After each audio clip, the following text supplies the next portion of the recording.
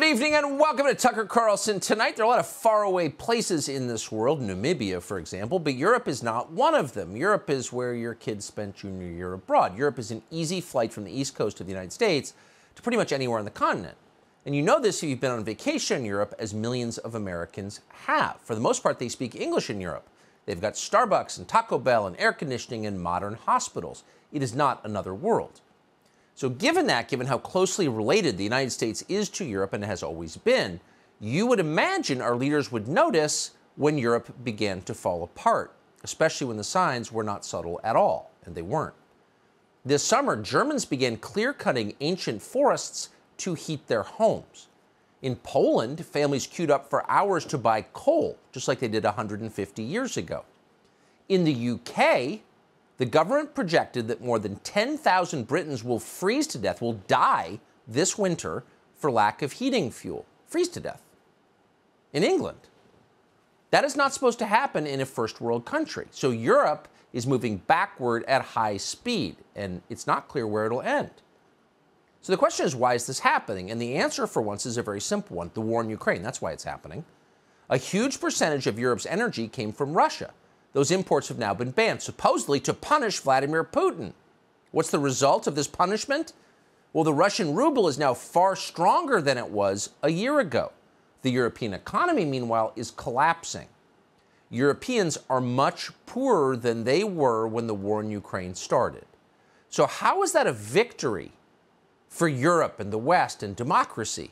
Well, that's a fair question. It's an obvious question. But no one in Washington appears to be asking that question. Instead, the Biden administration is doubling down on the self-destructive mistakes that are destroying the European Union. The White House banned Russian oil, natural gas, and coal. It was our moral duty. And then at the same time, the Biden administration crushed domestic oil production here by canceling oil and gas leases. And then, as if that wasn't enough, the Biden administration sold a piece of our strategic petroleum reserve, maybe this country's most important resource, to China. None of this hurt Putin in any way. All of it impoverishes the United States. So what could possibly be the justification for doing that? We've wondered. Anyone who's paying attention has had to have wondered that. Well, this week, Congressman Jamie Raskin of Maryland, of Bethesda, answered that question. Russia is an Orthodox Christian country with traditional social values. And for that reason, it must be destroyed, no matter what the cost to us. So this is not a conventional war. This is a jihad.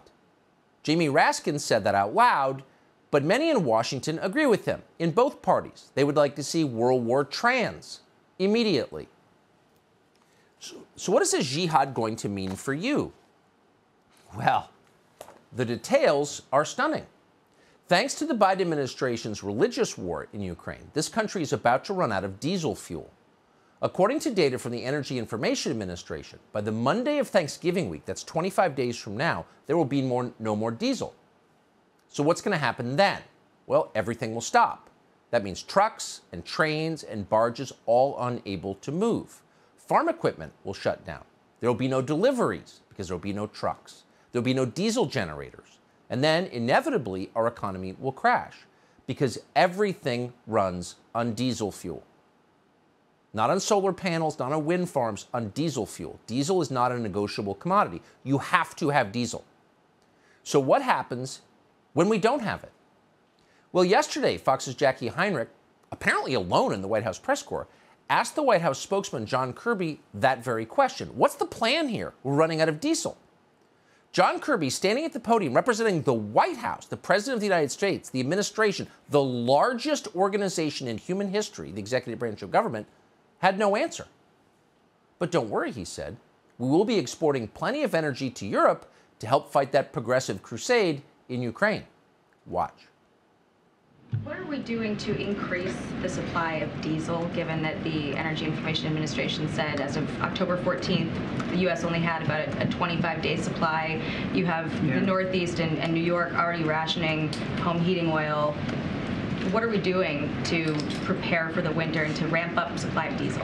I'll take the question on the diesel because I just don't have the data on that in front of me. So let me take that and we'll get back to you on that. But But writ large, the president has been working very, very hard to make sure that we're that not only are we ready for fluctuations that could come, and of course the prices are going down, and we think that's important, but that we are also doing what we can to help our European friends and partners who are also going to be facing a long, cold winter. We have doubled our commitment. The commitment he made in March for natural gas exports to Europe, we've doubled that commitment in terms of actual, getting things over there, getting natural gas over there.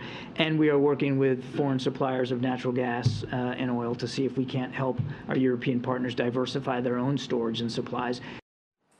So just pause and savor the irony here just for a moment, because now everything is irony. They've been telling you for decades, since Al Gore left the White House, that the single greatest threat to the world was warming, and because of their efforts to fight warming, you are in danger of freezing. And unlike warming, freezing actually kills people, a lot of people every year, and it will kill people in the West this year thanks to their efforts to fight warming. Okay.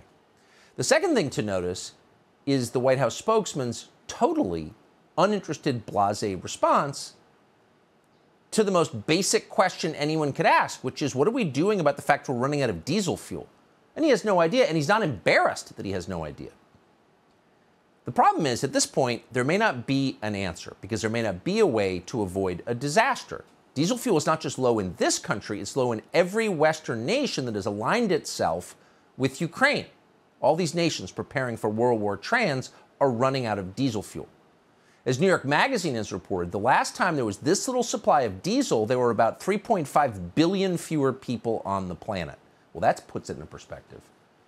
So the Biden administration responded, as you know, earlier this year to rising gas prices, which they feared above all because the midterms are coming in 2 weeks, by tapping the strategic petroleum reserves. But that will not work here.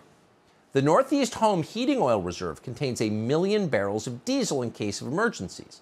The problem is that demand is so high across the board that, according to the Washington Post, even if the Biden administration used every single barrel in that stockpile would be empty in less than 6 hours. And of course, it's not just diesel that's running out. Jet fuel is up about 23% in just the last month.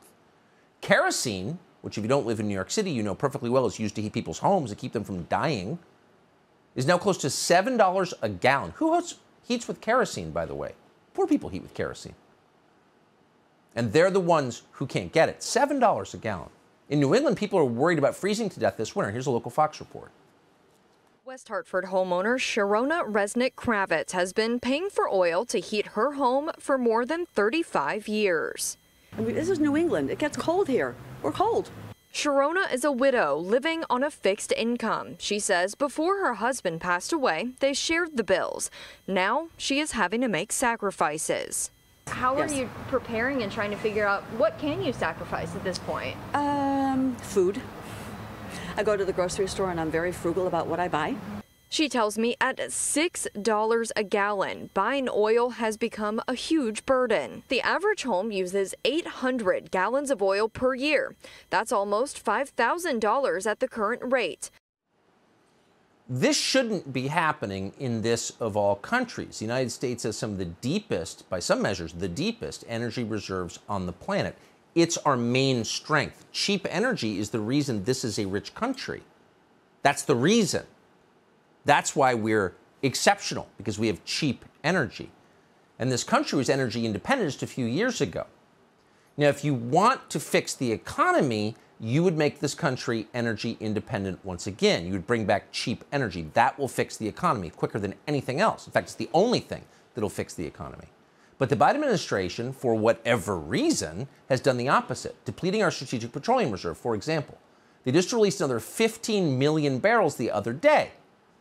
Because they know that's running out, the White House is also begging foreign governments for help in the most humiliating possible way. Biden just went and begged the Saudis in secret for more oil. As the New York Times reported this week, Biden's top aides, quote, thought they had struck a secret deal to boost oil production through the end of the year. But then the Saudi royal family decided not to go along with it. They're not ramping up their oil production, they're doing the opposite. Saudi's oil minister is now telling the West to brace for energy shortages. Watch this.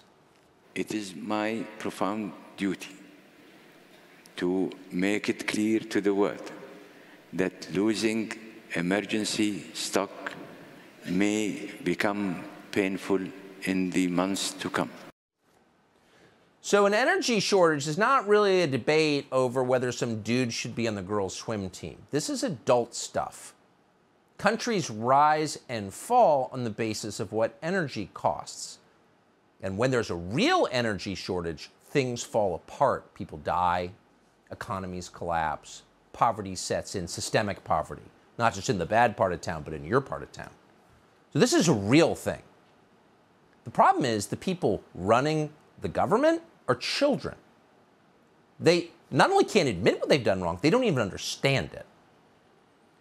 Here's Karine Jean-Pierre, the glass ceiling shattering spokeswoman at the White House, addressing the question yesterday. I'm anxious to get your thoughts on this New York Times report that U.S. officials thought they had a deal with the Saudis before the president went to Jeddah in Saudi Arabia for his meeting with the Crown Prince. But they thought they had a deal on oil supplies and oil, price of oil, but that the Saudis backed out of that deal. What can you tell us about that? So we have been very clear about how we believe parts of that report was mischaracterized, and there has been some changes that have been made to that report. Look, we've also been clear that our trip, that the president's trip to the Middle East, was not about oil. Was there an understanding, Karine, with the Saudis that the Saudis then backed away from? Again, the trip was not about oil. This is embarrassing. She can't even conjugate the verb correctly. This is the spokesperson. It's a joke. She doesn't know what oil is, and she's lying. They're all like that. These people are not capable of running a country this big and this complex, and that's why it's falling apart. Joe Biden is blaming gas stations for high prices. How's Kamala Harris responding to all of this? Well, she's responding to the diesel shortage by telling you diesel's bad. Watch. I have a particular fondness, I must tell you, for electric school buses. I love electric school buses.